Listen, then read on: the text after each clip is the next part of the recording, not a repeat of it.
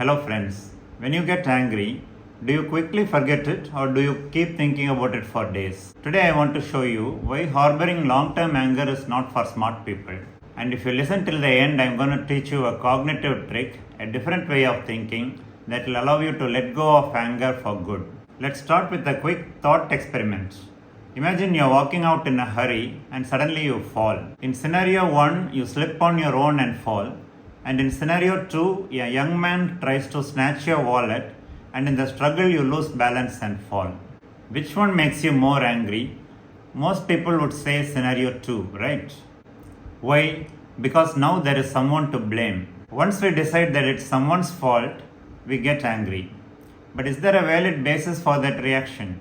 Let's examine the situation in behavioral neurology terms.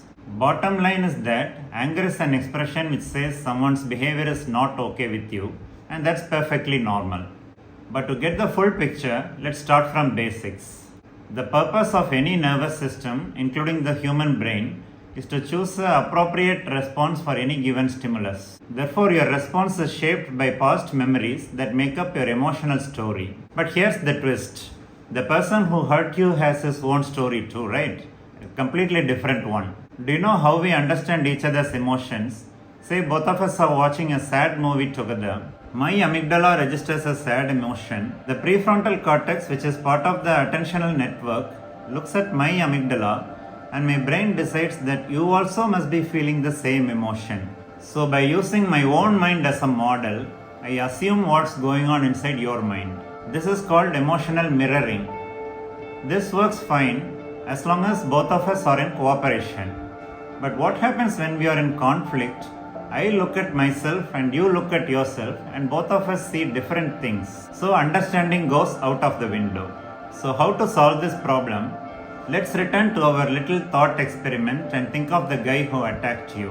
He might have had a difficult childhood and probably continues to have personal, social and financial difficulties. Maybe his parents were not good role models and maybe they never taught him what was right and what was wrong.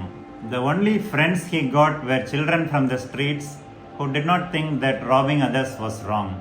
Maybe he had borrowed money from local financiers who can be very dangerous people. And maybe on the day he attacked you, he was being harassed by the people who loaned him money. The circumstances driving him were so powerful that the threat of you fighting back did not stop him. The threat of police action did not stop him.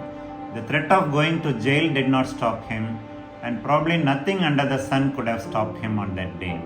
So you realize that each of our actions are influenced by a million different factors which are far beyond our control.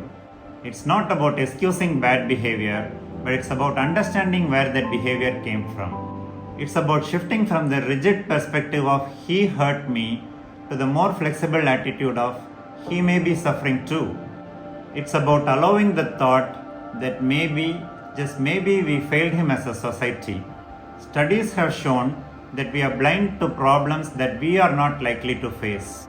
Rich people are usually blind to problems of poor people, like financial worries, loans, poor access to healthcare, and other invisible barriers. Physically fit people are blind to problems faced by disabled people, like the social isolation they face. When you go outside to eat, how many of you notice whether the restaurant has a wheelchair access or not?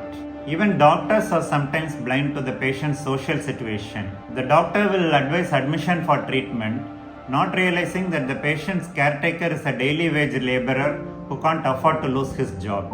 So how to minimize blind spots in your attention? The only way is to take the time, put yourself in the other person's place and try to feel his feelings. Then you'll realize that both of you are not very different, only your circumstances are different. And then you'll understand that anger is a waste of time. So the next time someone offends you in daily life, be mindful of what they are going through. This very act will cause your stance to soften and it will positively impact the other person also.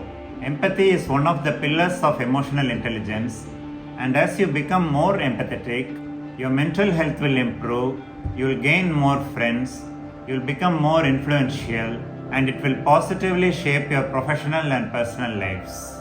In the last two videos, we learned how to be mindful of our own emotions and our purpose. In this video, we learned about how to be mindful of others' emotions. Please leave your valuable opinions in the comments and don't forget to like, subscribe and share to your friends. Thank you.